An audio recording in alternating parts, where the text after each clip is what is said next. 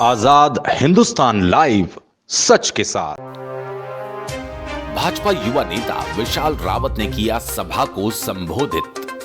भाजपा प्रत्याशी सुलोचना रावत ने शुभ मुहूर्त में भरा अपना नामांकन, जिसे लेकर राष्ट्रीय महासचिव कैलाश विजयवर्गीय, भाजपा के युवा दबंग वक्ता विशाल रावत ने सभा को संबोधित किया।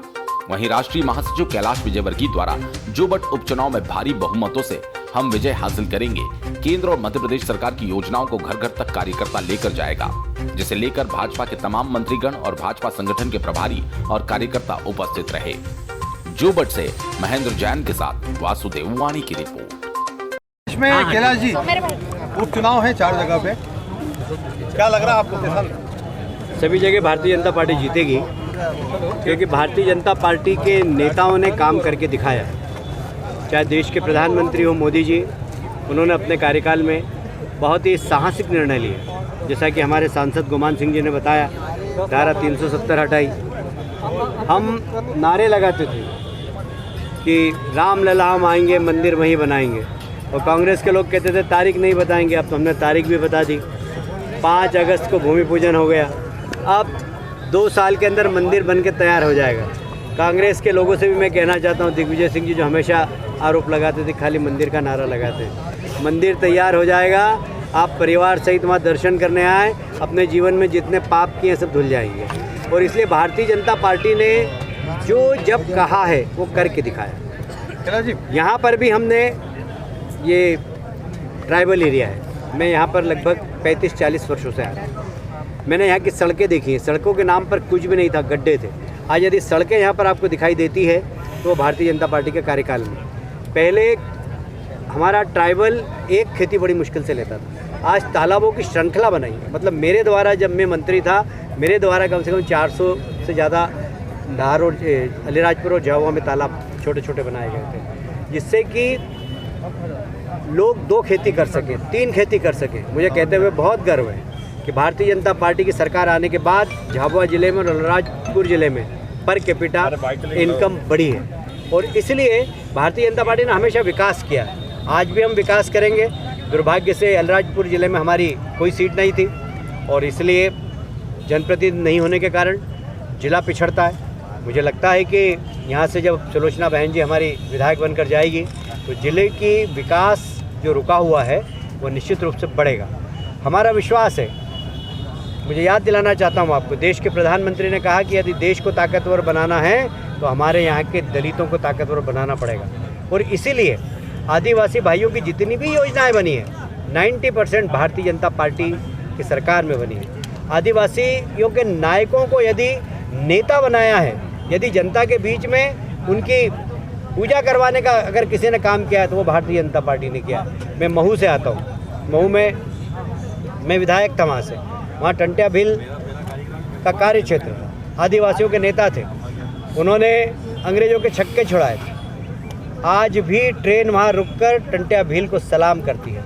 उस टंट्या भील को देश नहीं जानता था। हम लोगों ने टंट्या भील को पाठ्यक्रम से जोड़ा, और सारे देश में टंट्या मामा कोई आदिवासियों का क्रांतिकारी नेता रहा है, उसको यदि मान सम्मान दिलवाया, उनको उनका अधिकार जो था उसको अगर देने का काम किया तो भारतीय जनता पार्टी ने किया। अभी 15 नवंबर को बिरसा मुंडा जी की जयंती है, आदिवासी दिवस के रूप में सारे देश में मनाएंगे। बिरसा मुंडा आदिवासी समाज का एक बहुत महान नेता थे। उन्होंने सामाजिक समरसता के लिए और देश को स्वतंत्रता दिलाने के लिए बहुत ज़बरदस्त आंदोलन किया था। आदिवासी भाइयों को इकट्ठा कर देश के लिए अपने प्राणों की आहुति देने का काम किया था। ऐसे लोगों को जिनका इतिहास के पन्नों में नाम नहीं था, जो कि आदिवासी थे, उन सबको इतिहास के पन्नों में सम्मान दिलाने का काम भारतीय जनता पार्टी ने किया। कैलाश जी, आप बार बार राहुल गांधी को पप्पू बोलते हैं, और सबसे ज़्यादा मध्य प्रदेश में आप ही बोलते हैं। ये नाम देने के पीछे क्या था? देखिए, ऐसा है कि मैं नहीं कहता हूँ, आप सोशल मीडिया खोल के देखिए, सभी लोग पप्पू बोलते हैं उनको। अब पप्पू तो अच्छा प्यार का नाम है, आपको यदि बुरा लगता है तो बोलना बंद कर देंगे। कैलाश जी, पश्चिम बंगाल में बहुत मेहनत की आपने, सरकार नहीं बना पाए, दुख हो रहा है आपको? बिल्कुल भी नहीं। पश्चिमी बंगाल में 3 से 77 लाना, मतलब कितना गुना हो गया? जरा मैथमेटिक्स है कि नहीं आपका? थोड़ा बहुत ठीक लगाओ जरा, कितने गुना सीट गई? 30 गुना भारतीय जनता पार्टी को, 25 गुना भारतीय जनता पार्टी को बढ़ी है वहाँ पर। 25 गुना देश के इतिहास में कोई भी पार्टी किसी भी राज्य में कभी नहीं विस्तार हुआ जितना बंगाल में हुआ।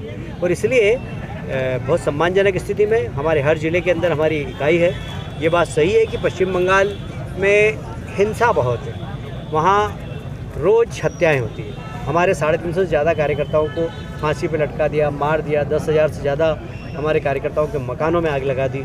कई कार्यकर्ता आज भी बेघर बार हैं, पर हम पार्टी उनके साथ खड़ी हुई है और हम संकल्पबद्ध हैं कि एक बार बंगाल में भारतीय जनता पार्टी की सरकार जरूर बनाएगी। उत्तर प्रदेश चुनाव आ रहे हैं, कैसा लग रहा है? सरकार बना रही भाजपा? 100% बनेगी। उत्तर प्रदेश में भारतीय जनता पार्टी की सरकार बनेगी, उत्तराखंड में भारतीय जनता पार्टी की सरकार बनेगी। और जोबट जीत रहे हैं आप? 100% जीतेंगे, जोबट जीतेंगे और यहाँ पर विकास का काम चालू हो जाएगा। किन मुद्दों को लेकर जाऊंगे?